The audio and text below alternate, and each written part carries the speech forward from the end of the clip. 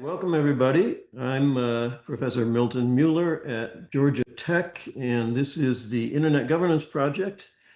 We want you to all consider subscribing to our website. We have reports, blog posts, and so on about digital governance. Comes out not too often, maybe 2 or 3 times a month, so it's not a high traffic list.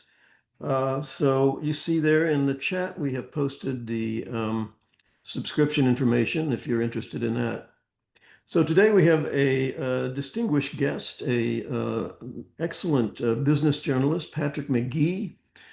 Did you work for the Financial Times, was it, or the Economist? The Financial Times for the last 12 years. I'm still there. I'm just remaining on book leave for a few more months. Okay, good. So, and his book, Apple in China, I don't know if I have a Kindle version, so I can't hold it up here, but Yeah, how's that? right, right. We were very impressed with reading this book, partly because we are, well, I've been involved with China's telecommunications and information reforms and lack of reforms since 1990. And this was just an incredibly detailed and really excellent coverage of this evolving relationship between, one of America's biggest platform and device companies and the China manufacturing process. And of course, that issue has become somewhat politicized in recent years. And this kind of clarifies the implications of some of this interdependency that's been created. Let me begin by kind of asking a personal question, like what prompted you to write this book? I mean, obviously you knew you were embarking on years of investigation, right? So what made you decide to do that? Um, so sheer embarrassment might be the answer. What had happened is that I'd been an Apple reporter for 3 years after living in Frankfurt covering the automotive industry and living in Hong Kong covering Asia. And during COVID, someone at Qualcomm, right, what I would call a chip designer, they don't make the chips, they design them, talked to me about the difficulty of going into Taiwan because of the strict quarantines and wanting to be in the factories to help with the production. And that just confused me because I thought, well, right, but you design chips, you don't make them, so why do you have to be in the factory? And the person's answer was, well, we do chips the way Apple does iPhones. And I didn't understand the reference. So what the person was, hinting at was that Apple doesn't manufacture things themselves, but they have a hell of a lot of attention and detail and engineering that is on the ground helping the suppliers work with it, to their demands, right, to their specifications. So that was my first inkling that outsourcing, the way Apple practices it, isn't the way that I had understood outsourcing to be. I mean, largely in the car industry, when I had been covering Volkswagen, let's say, you have these major suppliers, companies like Bosch and Conti, and they have their own R&D departments clearly, and they come up with great solutions, and they sort of pitch those solutions to the automotive industry. So, consciously or not, that's just how I assumed Apple, worked writ large, whether it was iPhone or MacBooks or anything else. And I slowly began to realize as I was sort of trying to get knowledgeable about this that, like, this hadn't really been covered. There certainly wasn't a book about it. And there was only sort of scattered reporting on it, in places like the New York Times or The Information. But we didn't have a great understanding of sort of why Apple went to China in the first place and what sort of engineering help they were giving. And the more I dug into it by specifically speaking to people that had Apple experience and that had done the job, I would hear, for instance, that someone would say, we gave the Ivy League equivalent of hardware engineering training to hundreds of factories. I would talk to someone who said, I have two shoe boxes full of Chinese business cards at my home because I went to so many factories in my 10 years at Apple, right? Someone with 20 years experience, I think, told me they went to 1,000 different Chinese factories to teach engineering 101. And there was just no literature on this. I mean, that just blew my mind. And it took me a long time to sort of put all the pieces together. But the initial thing was actually just a pretty fast 8 weeks where I wrote 2 articles in the FT. So if anyone's familiar with the FT or really any newspaper, just picture a newspaper every day within the FT. There's one big story. It takes up the entire page, and we call it the big page or the big read. And I did a sort of back-to-back story on Apple-China's relationship. And by the time it was actually published, I was actually a little disappointed by where it was. And what I mean by that is that as the reporter, I knew I was only scratching the surface, even though it was the longest thing I'd ever written for the Financial Times. And I hadn't included some of the best details that I learned because they were single source. They weren't corroborated. I couldn't put them in there. And so, I was actually expecting the article not to do that well because by the time I published it, I wasn't thinking of it as that great of an article. But of course, as a reporter, as an academic, you sort of forget what the layperson's state of knowledge is, right? And so the fact is that actually they basically went viral. They did incredibly well. And I had people that had Apple experience that I hadn't had any contact with reach out to want to tell me more stories and so forth. And long story short, that became the kernel of a 70-page book pitch that became, a book deal. And then I took a year off. So properly speaking, I think I spent 2 years on the book, but I'd already been an Apple reporter for 3 years before that. You could sort of think of it as a 5-year project, but the manufacturing angle, which is the essence of the book, which becomes the China angle, that was really just like a single series that I wrote that became the book pitch. Yeah, and you then embarked on this discussion of actually fairly extensive penetration, if I can use the word, of Apple's key employees in terms of interviews. And one of the Mm. things I'm curious about is has Apple as a company or any of these people who still work for Apple, have they responded to the book in any way? Oh yeah. Oh yeah. So the official response is that the book is wrong and full of inaccuracies are the 2 quotes that they give reporters. But it's worth knowing that they gave that quote at first to Vanity Fair the day or weekends before the book had been published, while simultaneously acknowledging, and this part's true, that I had not given them a manuscript to look at. So they're basically calling the book wrong and full of inaccuracies while acknowledging that they hadn't read it. So I'll let the listeners sort of deem the credibility of that statement. And then there's been nothing since. I mean, I would quite frankly be happy to have lunch or breakfast or whatever with the PR team. I think they're less excited about this idea. But then I've had lots of people from Apple reach out to me, right? Or that I've sort of tried to reach out to. The point is, I've had a lot of contact. We're talking dozens of people that I didn't know or weren't familiar with my research, reach out afterwards. And some of it's been hilarious. I mean, I talked to somebody who was very senior and I said, "Did you get a chance to read the book?" And he said, "Well, the problem is I tried to read it while on vacation and it was so accurate that it literally brought back trauma. It was like reliving, the Vietnam War through watching The Born on the 4th of July." So he sort of said he sort of couldn't do it during vacation, was going to get back to it later. That's the sort of thing I've gotten. So official response is that it's wrong. The unofficial response is, I think, been far better welcomed and received. But when they say it's wrong, what exactly are they Well, talking that's yeah. I mean, what's wrong, Apple? What are the details that are wrong? And they won't engage.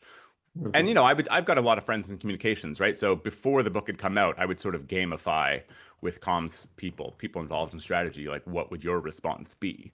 And the sort of consensus prediction was that, yeah, they would just be silent and just hope that sort of it boils over and so forth. Because they're absolutely not going to get into a debate over how many people they've trained, right? Like the figure that they've put out, the figure that I use in my book is that they've trained 28 million people in the supply chain since 2008. That's a public figure. It actually has been updated to 30 million because in any given year, as the document states, they've trained another 2.5 million people, which is stunning because they have about 3 million people assembling products in China. So if they have 2.5 million new ones in a year, my God, does that tell you about the churn, right? In other words, the 3 million today, basically, by and large, we're not making Apple products 2 years ago, even 1 year ago. So the churn is incredible. And I go to some detail and have some internal documents about that. But yeah, no, I don't think Apple's ever going to engage sort of point by point. Just by engaging, they would kind of lose the PR battle, right? They're very controlling about their narrative. So we do want to get more into the interdependency, the globalization of the supply chain, but I did want one of my favorite parts of your book. It was just so resonant with what I've seen in China Hmm. was the story of the yellow cows. Oh, good. Can you tell us what is a yellow cow and what was going on that led to this chaotic situation? So this is my favorite part of the book, in part because the book is largely about, you know, supply chain and engineering and Apple emerging out of crisis in the late 90s, all the way through to the present. And I have, in a sense, this detour, which is about the birth of the iPhone as a retail product within China. And the story basically starts with Apple being approached in 2008 to build the first Apple store in the country. And Apple basically doesn't see the point. You've got to remember that this is a time when Steve Ballmer was mocking the price of the iPhone, saying nobody was going to buy it. And he's referring to Americans. So if you sort of take that same paradigm and translate it into a poor developing country, you can understand why Apple didn't think the iPhone was going to be a hit. However, the Beijing Olympics were in 2008. And they were basically told, if you get going right away, you'll be able to build this and have the store open, the ribbon cutting ceremony days before the Olympics. And so they get started right away. The understanding is that they're going to lose money for years, but maybe it's worth it as a marketing effort. Well, instead, the store is successful from the start. And by 2010, it goes just gangbusters with the combination of the iPad and the iPhone 4. I've got lots of fun details, I think, about the iPhone 4. I mean, the chief designer said that he wanted it to be so smooth, like people would think it had been licked by thousands of kittens. And it really was this breakthrough design. And within China, it just became like the status symbol that everybody wanted to have. And if you were really rich, of course, you could have $12,000 Louis Vuitton purse or a very nice BMW. And so by that standard, like an iPhone somewhere between 500 and $1,000, in the gray market was more accessible. Obviously not, mass market for a country of 1.4 billion people, but enough people could buy it that Apple is absolutely overwhelmed by demand. And so the yellow cows are basically these scalpers, but they're sometimes tied up with organized crimes units, the triads in China. And they recognize this imbalance and they basically exist to exploit opportunities. And they're sort of, they've been doing that since the early 1990s when they noticed a sort of gap between how many people were riding the trains and how many tickets were available. And so they started by just scooping up all the tickets and then standing outside the official vendor and selling them at inflated prices. But then critically, and this I'm foreshadowing a little bit, they began using factory connections, ordering special cardboard and forging the tickets, right? So they quickly go from a nice little deal to greed and illegal activity. And this is what happens with the Apple narrative. So basically what happens is these yellow cows want to buy thousands of iPhones and just go to a city where there's no Apple store and be the monopolist distributor. The problem is Apple won't sell anybody more than two phones. And so their solution to this is to bus in migrants by the thousands and sort of snake line outside the four stores that exist in Beijing and Shanghai, the two cities combined in 2010, and just buy as many, as possible. So, literally those stores were selling 25,000 iPhones a day, clearing inventory by 1 or 2 p.m., effectively closing iPhone sales for the rest of the day so that ordinary people could experience the store the way Steve Jobs wanted to.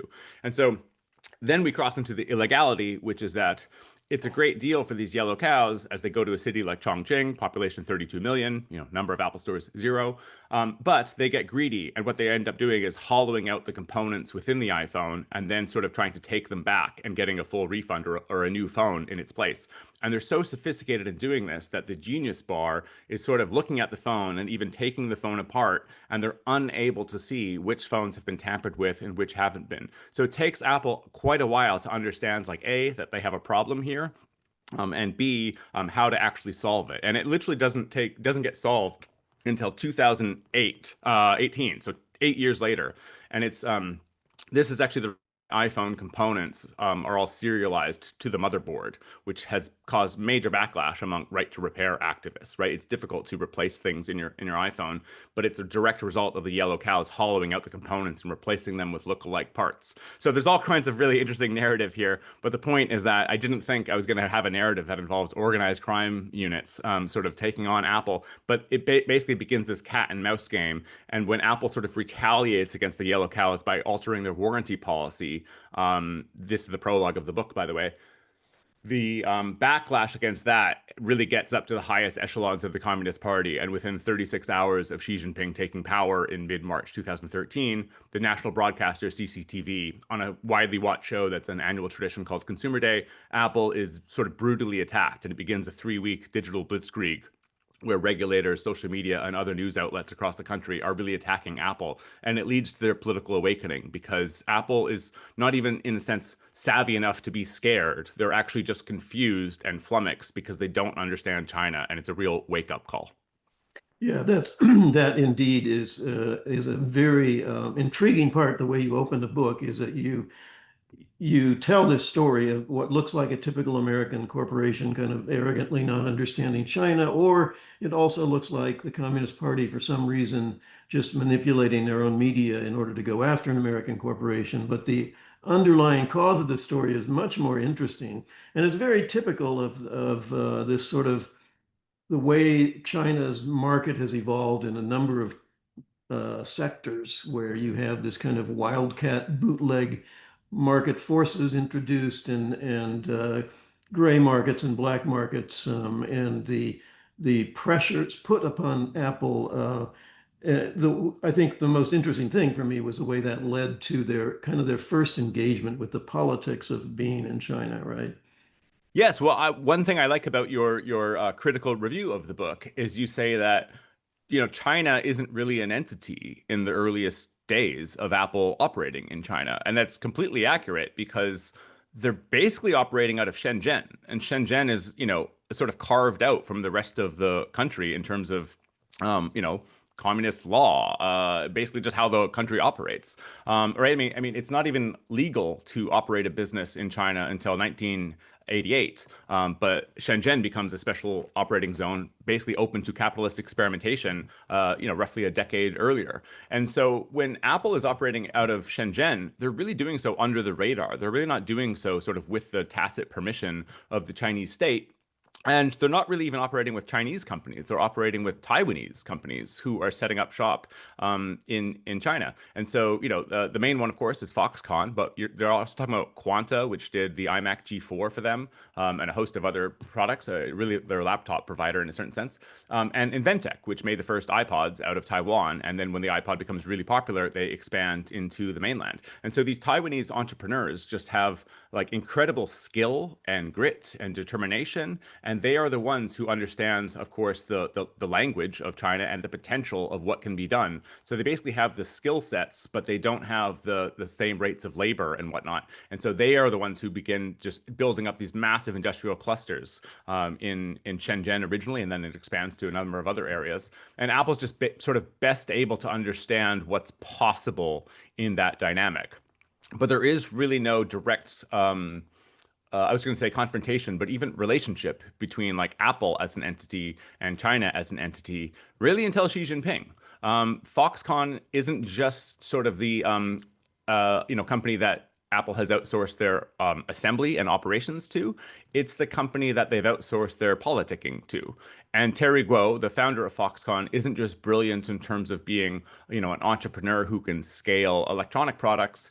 He really understood the Chinese system, and in particular, how sort of almost grassroots the communist system works in China. Where Ku Jin, a scholar who wrote a book called The New China Playbook, calls this the mayor economy, meaning that yes, things might be top down in terms of a 5-year plan, but how each city or district or even cadre puts it into action is very much up to them. I quote another Chinese scholar calling this an RDA, regionally decentralized authoritarian system. And I'm emphasizing this just because when you hear communist, if you're sort of not a student of China, your model is probably Soviet communism. And Right. the biggest difference, I think, between the two systems is just that the communist system in Moscow was really, really top down. I mean, you think about that common quip. There's lots of jokes in the Soviet Union, right? But one of them is, we pretend to work and you pretend to pay us. That joke's not funny in Shenzhen. It doesn't make any sense there, right? Because they really are getting things done. And so to understand a little bit of Chinese communism and how it works in action is really to understand that Suzhou is in competition with Shenzhen, which is in competition with Hangzhou, in a way that I don't really think was true in the Soviet Union. Well, it's Chinese communism, or is it Chinese capitalism? But Well, let's sure. leave that aside for a second. So we want to now focus more on the geopolitical and policy implications of your book. So you focus on Apple specifically, and that's good. I mean, that obviously needed to be done, as you indicated. Nobody was really getting the story right.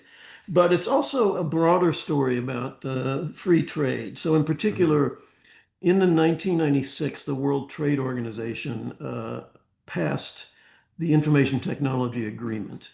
It's 1996, and essentially it eliminates all tariffs on information technology, except for a few developing countries that managed to get exemptions. And frankly, those are the ones that kind of got left behind, like India. But essentially, the migration of manufacturing in electronics and digital is dated from there, right? That's when we start globalizing the supply chain. So do you think, that was a mistake, that trade agreement? Do you think that should have happened, or we should have kept tariffs on information technology?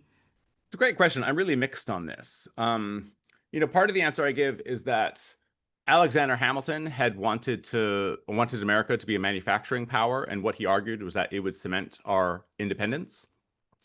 And after World War II, when America had more than 50% of manufacturing capacity for the whole world, we sort of took that idea and tweaked it a little bit. And so the idea was that manufacturing was instead going to cement interdependence. And you sort of had the birth of Pax Americana. And I think, America played a starring role, I think one that people can be proud of helping West Germany, Japan, Taiwan, and South Korea in various ways move from authoritarian countries to thriving democracies with middle classes that were really allies of the United States. After the fall of the Soviet Union, I think we had that unipolar moment. Francis Fukuyama is probably overquoted on this point, but for good reason, right? The end of history. There seemed to be no alternative, and we had this almost like Darwinist, maybe even social Darwinist understanding that like all countries were sort of on some march to being like the West. And so why not accelerate those pathways? And so in the late 90s, you have a lot of people that were really clamoring for us to sort of take this model and sort of adopt it for the Chinese Communist Party. And the literature, and you'll be much more familiar with the academic literature, the literature I'm familiar with from the last 5 or 10 years really looks back at this period as like total naivete and maybe greed on the part of businessmen who were, sort of making these arguments in bad faith.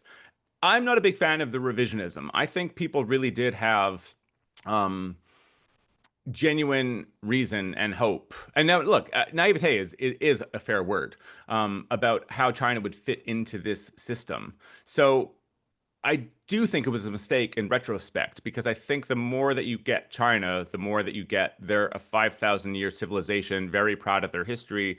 They were probably never going to really fit into a model set up by a country a quarter its size in terms of population.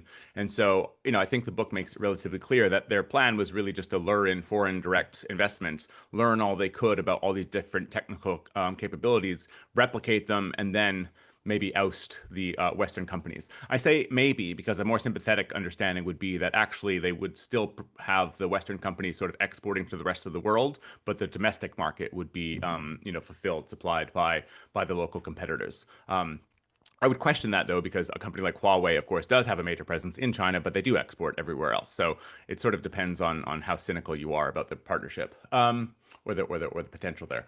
Right, but you talk about it as if it were a plan. I think Mm, I think what we do know, I mean, those of us who tracked it in the early 90s knew that post Tiananmen, there would never be an evolution towards liberal democracy as long as the Communist Party was in power, right? That was the plan. It was, we will have this unique model in which we retain political monopoly, but we also introduce market forces. And that allows us to develop, and that's how the party maintains its legitimacy and support in the population by producing growth. And we knew, I mean, from Tiananmen Square on, it's not going to go the way of Gorbachev and the Soviet Union.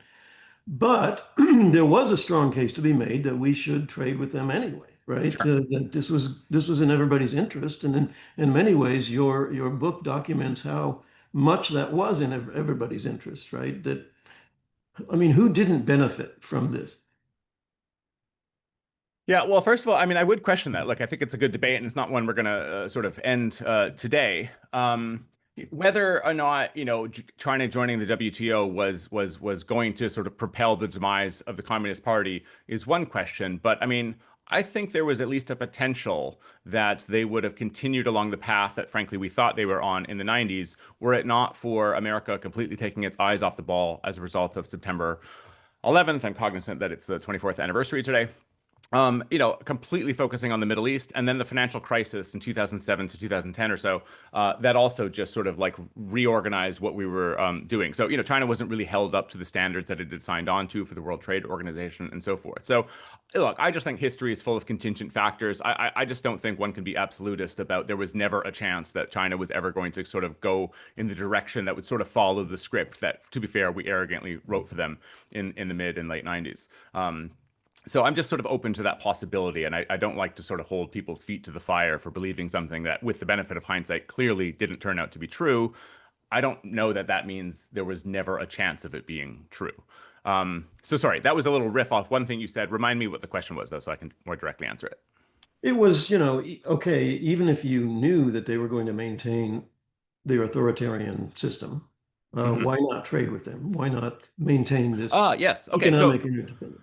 and to be fair, perfectly fine with trading with China, whether it was back then or today. Apple's mistake wasn't, investing in China, wasn't building things in China. It was the utter consolidation into one country, right? Apple's own marketing spiel would be that they have a supply chain, with components or what have you, coming from 50 different countries, and their slogan really is "Made everywhere." But the reason the devices don't say that is because that's basically marketing nonsense. I mean, all roads lead through China, and you can just sort of get there. I mean, I could give you some evidence, but just to give the common sense thing, if you think about the iPhone being built in 2007 in volumes of about 5 million, and then you're going up to more than 200 million by 2015, and you're Tim Cook running a just-in-time production network, would you rely on components arriving daily from 50 different countries, potentially being held up at customs and so forth before making their way to the factory? Like, absolutely not. And so what they would do was what the thought experiment would sort of push you to do, which is that the companies involved, whether they're Korean, Taiwanese, American, et cetera, are all incentivized to build in China, right? In these sort of next door industrial clusters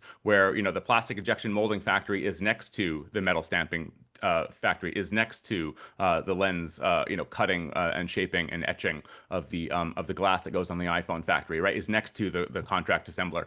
So common sense will get you there that if you're building in those sorts of volumes, you are not going to rely on sort of global companies not in China. You're gonna sort of put it all together, and that's exactly what happens. And I can document that in various ways, including internal documents that basically show how more and more becomes Chinese with time. You do document that. Yeah, no, I meant on a In the call or book. Yeah, whatever. I can right, go right. fetch some documents. So I think the question is more, okay, you're painting this picture of China being stuck or being somehow exploited or turned to the benefit of the Communist Party politically and geopolitically. Mm, And that's something I have trouble buying. Number one, let's take up one part of that question first.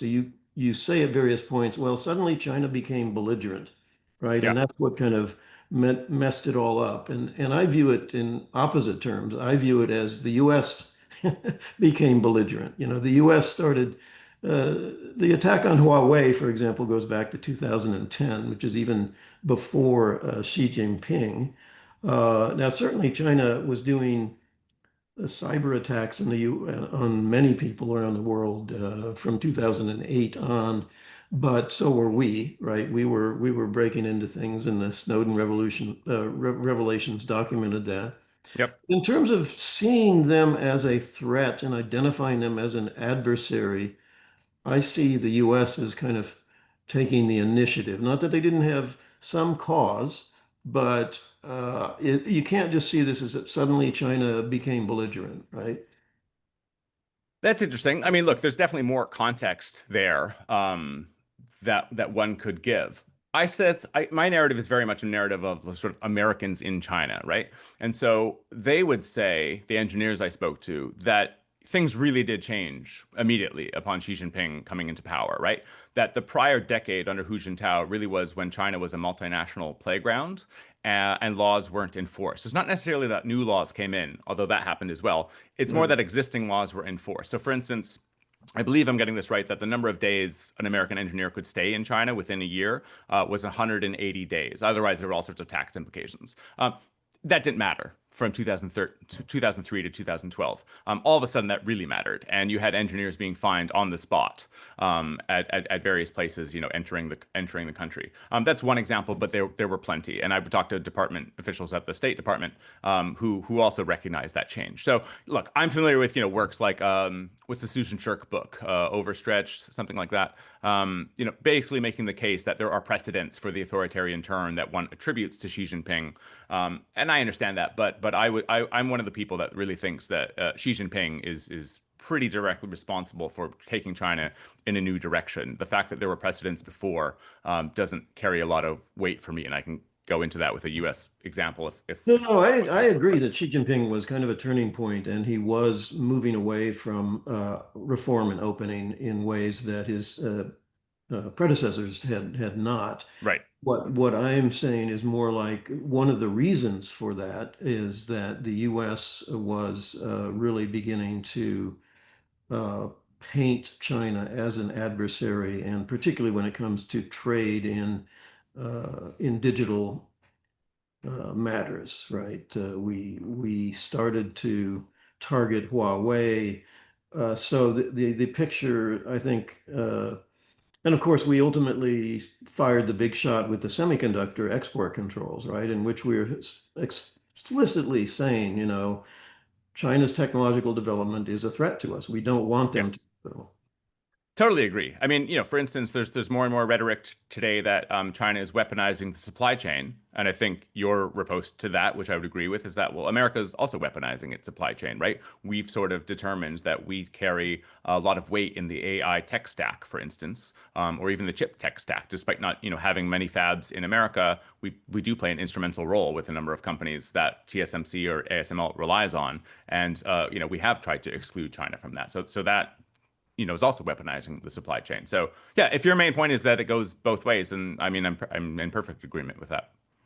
So then what is the appropriate response? I mean, what do you think Apple should do other than Well, get let me out? back up a little bit because what they can do now, I think, is quite limited. But the problem of consolidation is just that Beijing and any really official in China really knows more than anybody that what they have in terms of their capacity for someone building, probably close to 500 million products a year, if I'm including not just iPhones, but, AirTags and AirPods and everything else. Nobody has the capacity like China. And so what that means is that Apple just is not in a position of expending political capital to fight more draconian measures that have been imposed on them, right? So those really began around 2016, where Apple was forced to ban, or maybe I shouldn't say forced, but asked to ban the New York Times, and that was just because the New York Times had written, bad things about, I think, Wen Jiabao and Xi Jinping in terms of their family ties and money connections and things like that. They were asked to ban encryption apps like WhatsApp.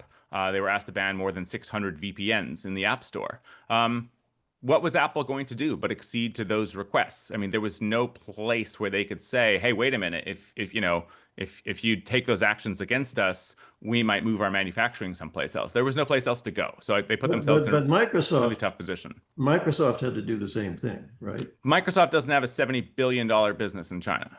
I know, but they also acceded to China's request to censor or block certain things. For example, if you use the Bing search engine in China, Yeah, you ask it about Tiananmen Square and you get complete bullshit.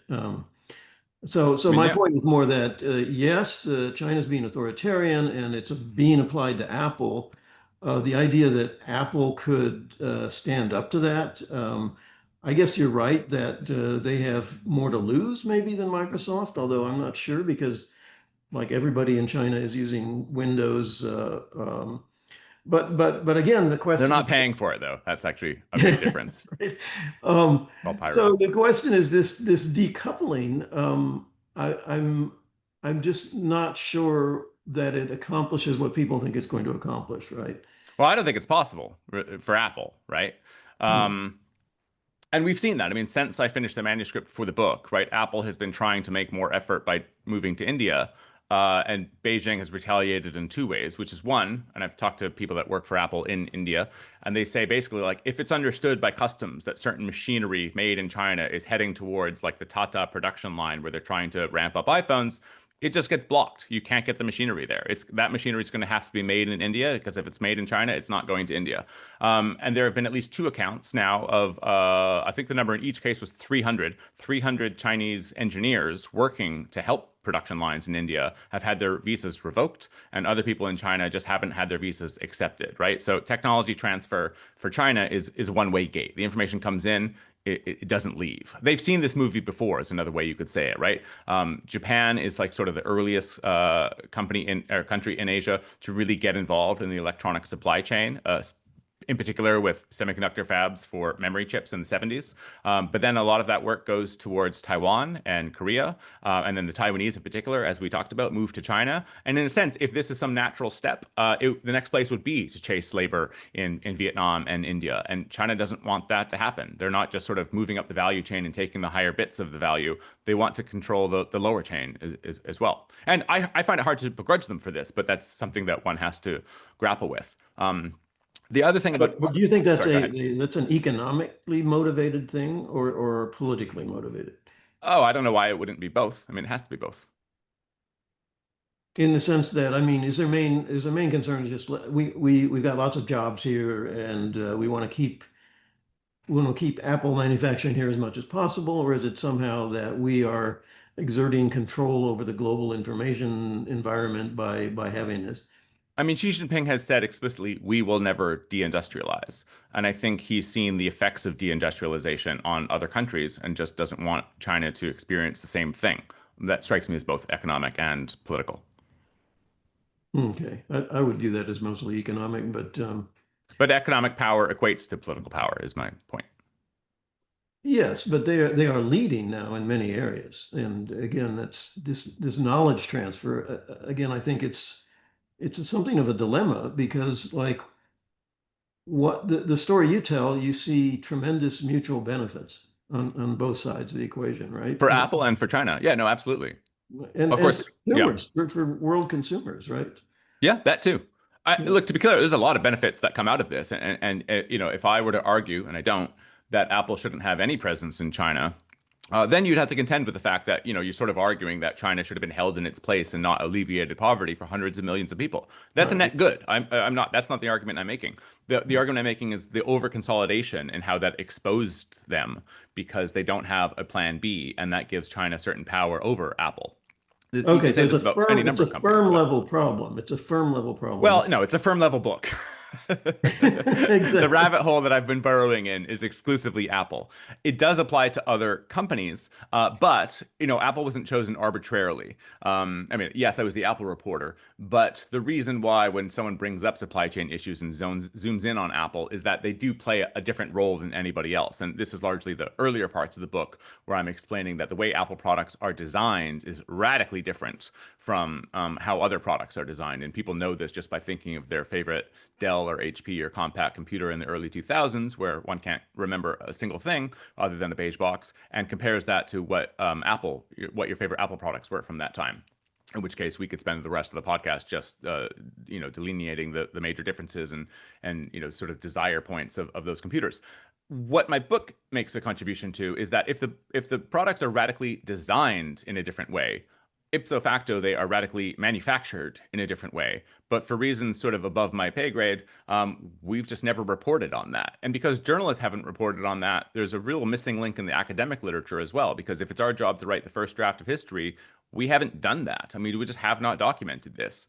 And insofar as Apple puts out information about its supply chain, I don't know that it deliberately means to mislead, but it doesn't put out information that's very helpful. So, just to go off on like a 30-second rant here, Apple will put out information that you can document sort of year by year that shows you the number of factories with, let's say a China address versus a Japanese or a US address or whatever. And then you can conduct these studies showing how many factories are Chinese over time. And you actually see that rise. So you can actually sort of make the point I'm making with that data.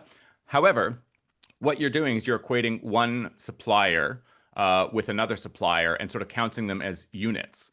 And what that completely misses is that often the suppliers in China are orders of magnitude larger than others. So I have some internal documents, for instance, where a single factory, Foxconn in Zhengzhou, has more labor demand, 400,000, then I forget how many factories it was, but then all of the factories in Japan, all of the factories in Vietnam, all of the factories really in Southeast Asia. So you get the misleading data just by relying on what Apple puts out there. And when I do have some internal documents for how many factories there are, it's predominantly in China, and they're predominantly much, much larger, right? So I could make this point in so many different ways. A single supplier named Beal Crystal has more people working for it, specifically for Apple products, than all 14 factories in Vietnam.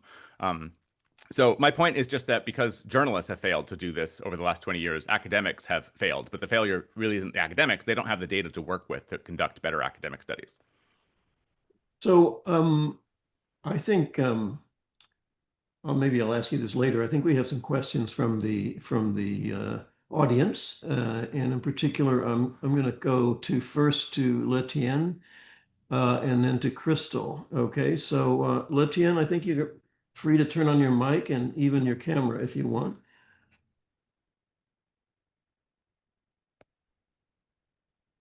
Okay, thank you. Can you guys hear me? Yes. Okay, thank you, Patrick. It's a very interesting book, and all the details, like you wrote about, it's definitely blowing my mind. And Hmm. thank you for work. But I have a question, like especially regarding like the concept of country of origin. So you mentioned that international companies also need to consider its the security benefit of its original like na or its nation state of origin. But I'm thinking that is this very notion of country of origin is still solid? And what if a company was built by a Chinese but holding Singaporean passport, manufacturing in Vietnam and Malaysia, providing online services only outside China, and to that service is to the US users? Would you say it's a Chinese company? So, and because that's actually what many Chinese merchants and new tech companies are doing right now. Some of them they are de-China like they are de-Chinization by themselves. And so do you think that it's proper to treat Apple still using the concept of like country of origin, or even like in the future with more complicated like internationally distributed operating companies? Yeah, thank you. So I can only answer this question indirectly, which is to say that so right now the new iPhone that just was announced a couple days ago, if Americans start receiving them, they should by and large say "Made in India" on the box. But those phones will not be any more or any less dependent on the China-centric supply chain than any iPhone you've ever held before. The difference is just that like the law for tariffs isn't especially difficult to sort of get through, which is to say that if there are 1,000 steps in making an iPhone, and then the final step is just the final assembly in India, that's enough to say "Made in India." So I think what Li Tian is asking about is should we sort of upend the way that we view things so that maybe it wouldn't be made in India? There would be a lot more sophistication going into, well, what's the value added in India? And can there sort of be either some sort of tariff or a global trading system that it's based on where the value is coming from and so forth? That's a great question. I just haven't done the academic research to know how that system would work. So far as I know, that's never been practiced. I could be wildly wrong about that. I don't know if Professor Mueller has some sense of it there. But yeah, I mean, essentially, Apple is able to sort of get through the Trump tariffs or even the Narendra Modi tariffs through a sort of I was going to say sophisticated game. It's not that sophisticated, actually, especially for a company of its size. But it just sort of like blinds the consumer to where products are coming from in their actual sort of genuine sense rather than their tariff law sense. But how we get out of that is sort of something I haven't researched it, and I don't know if it's a good thing or a bad thing, or even, frankly, if it's feasible.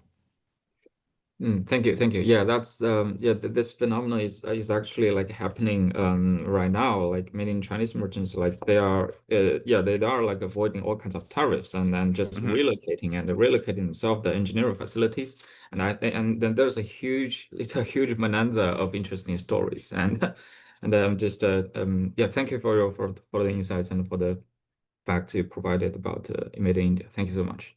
You're welcome. Oh, you're on mute, Professor. We have a written question from Crystal Sue. Uh, she says, "What's the most overlooked post-2000 Apple Foxconn shift, and has today's diversification made the supply chain safer, or has it merely moved the risk? Vietnam is not a democratic country either, for example." I'm not sure I totally understand the question. Post 2000 shift between Foxconn and Apple? Yeah, I'm not sure what that means either. Maybe she's asking sort of I'll try to answer, and then you tell me if this is the right answer, or Crystal can maybe chime back in. So, I mean, the original partnership was really just in Shenzhen with Foxconn. Um, there's a number of changes. I believe they have some factories in Dongguan, for instance. But one major shift is in 2010 with the beginning of the iPhone 4 and the iPad, and this is documented in the book where Terry Guo and Tim Cook are speaking, and Tim Cook is offering estimates for how many iPhones and iPads they're going to build, and Terry just has way more confidence in and accurately in terms of how many products they're going to sell. And Tim Cook is conservative by temperament, reticent to make that sort of big kind of bet. And Terry was not. And so he wins this major deal by basically saying, I will build you two more campuses just for the iPad in Chengdu and just for the iPhone in Zhengzhou. And if I'm right about the volumes, then I win all the orders kind of thing, right? So it's sort of like a asset light bargain on the part of Tim Cook, but Terry wins the bet, and indeed those two campuses are built, and it sort of leads to Foxconn taking greater control of Apple's two biggest hit products. Maybe that says more about sort of Terry Guo's gambling nature and ambition, but that was a major change. And then to get fast forward into the present, what my understanding is that Foxconn doesn't not want to be building in India. They are being pushed, kicking and screaming, to quote someone familiar with the matter, to move to India. And it's because Apple's under this political pressure in China, where they're having to say to Beijing and others, it's true that we are expanding to India, but we are not retreating from China. And in a sense, the evidence for that is to say the products that we continue to build in China will be more Chinese. So we will rely more on Luxshare, Gore-Tex, Wingtech, BYD. These are sort of known as the red supply chain to the Taiwanese, and they're the big competitors to the likes of Foxconn, Quanta, Pegatron, some of the ones that I mentioned earlier. So Foxconn has basically been told, if you would like to continue having the amount of work that you have for Apple, great stuff, but you're doing it someplace else. You're doing it in India, you're doing it in Vietnam. You're going to have less and less business in China. Interesting. So she, the second part of the question said, when you diversify the supply chain, some of these other countries are not or maybe quite authoritarian also. So Vietnam, for example, is also communist.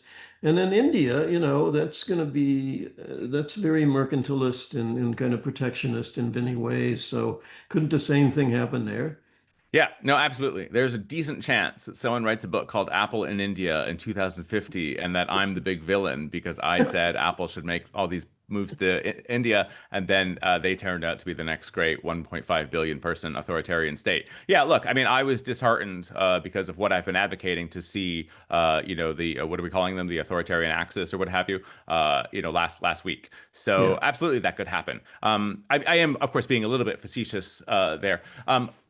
I would think that Apple's, let's say, ambition and scale and the level of quality that they engineer their products in is such a pronounced state of affairs that they are a geopolitical actor. And so there should be some quid pro quos at the level of Washington, New Delhi, Beijing to sort of negotiate some of these things, wherein part of the quid pro quo of allowing Apple to go to India and setting up everything there would be maybe that India. I mean, I'm way above my pay grade here, right? But of India not relying on Russia for certain natural resources and so forth, right? I mean, I'm pointing this out as a hypothetical, but just to express how large Apple is and what sort of influence they have, what it means to have their operations in your country. I think it's actually like a bit of what am I trying to say? Like trading um,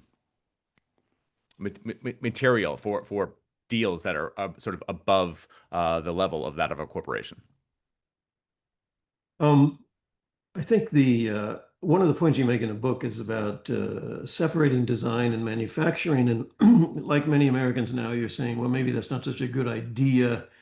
But I would wonder whether you or take any conclusions from the fate of Intel, which is like all of the other chip companies did separate design from fab, and Intel didn't, and they're the Yep. ones that are failing, right? They're the ones that didn't remain competitive, and one could make a good argument that it's precisely because they remain vertically integrated with fabrication. What do you think of that? I mean, that's perhaps one explanation for why Intel failed, but I mean, I think they made three um, major errors that don't have to have factored into this, right? So they really missed the change towards, or not the change, but the evolution of the graphics processing unit, which is what NVIDIA capitalized on. They totally missed extreme ultraviolet technology, which is what ASML really achieved, and they missed out on mobile, which is sort of the most direct Apple narrative in the book, right? So I don't know that they missed that because they were doing both like sort of fabless work and fab-based work. So I'm not sure that's where I would pin the mistake. One thing that's maybe just worth going over, because if people aren't familiar with it, it's a nice thing to sort of hold in your head, is the smiley curve of product development. I think you're familiar with what I'm about to say, right? So I'll even draw the smile for you. So Western companies typically want to do like you think of how a product is made, the sort of brand design and product conception is here, and that's where a lot of the value is. And then it dips down into the manufacturing and logistics. And in the 90s, the Taiwanese realized that was their opportunity, even though it was low value work. And then it curves back up for retail branding and marketing. Think of the Apple presentation the other day. And so there was this sense that the Western companies could sort of be on the two value end of the curve and sort of displace or I'm sorry, not displace, outsource all of the low value added work. And, one could make the argument that that has worked tremendously well insofar as Apple and NVIDIA and Microsoft and all these companies are worth trillions of dollars. And the ones at the bottom of the chain, although they're providing great value, they're largely not there. In fact, TSMC is the great exception because they are worth $1 trillion. And I suppose you would put them down there. The trouble, of course, is not sort of the last 25 years, it's the next 25 years. So I quote the co-founder, Andy Grove of Intel, describing in 2010 that if America outsources everything, we're going to miss out on innovation because the innovation in design and product conception is limited if you are not building the products, if you're not understanding what's capable on the shop floor. And I think he was really prescient in that regard. And that's frankly quite why I think the sort of sexiest phones in the world right now are unfortunately coming out of Chinese companies like Huawei. So the problem with the smiley curve, of course, is that if you're on the bottom end of the curve, you don't want to stay there. I mean, naturally, and who should begrudge you for not wanting to stay there? And so the Chinese now have all values in that point.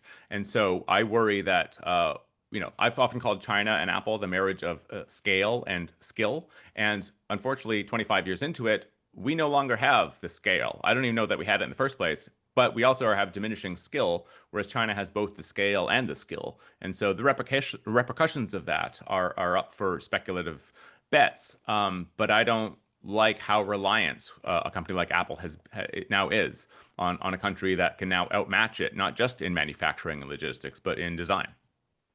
But this is the standard technology transfer story, and I just think that technology capabilities will level out, right? That you can gain a lead based on new ideas. but eventually people will imitate, and eventually those imitators will catch up in one way or another. One thing I would want to note is that all of the bad things about China's industrial policy and authoritarianism I see as being exacerbated by our policies of sort of panic and protectionism and restriction.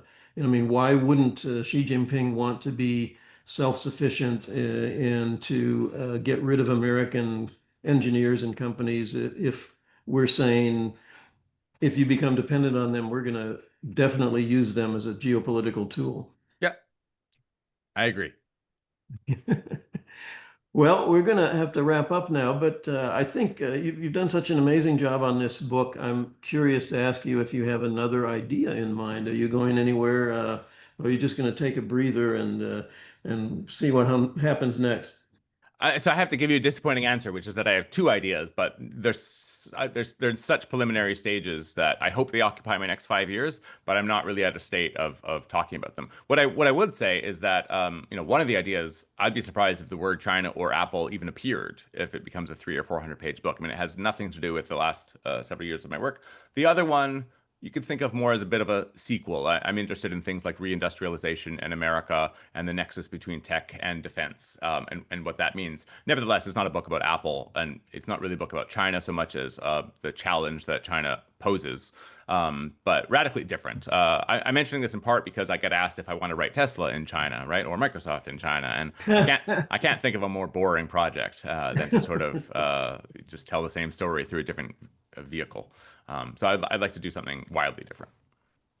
All right. Well, on that note, thank you for joining us today, and really appreciate it. And we will record this, and I don't think you did anything embarrassing or something you'd want to censor. So Hope not. we will publish the video, the recorded video, on our YouTube channel. Go for it. Yeah, thank you so much. Really appreciate the opportunity. All right. Bye bye.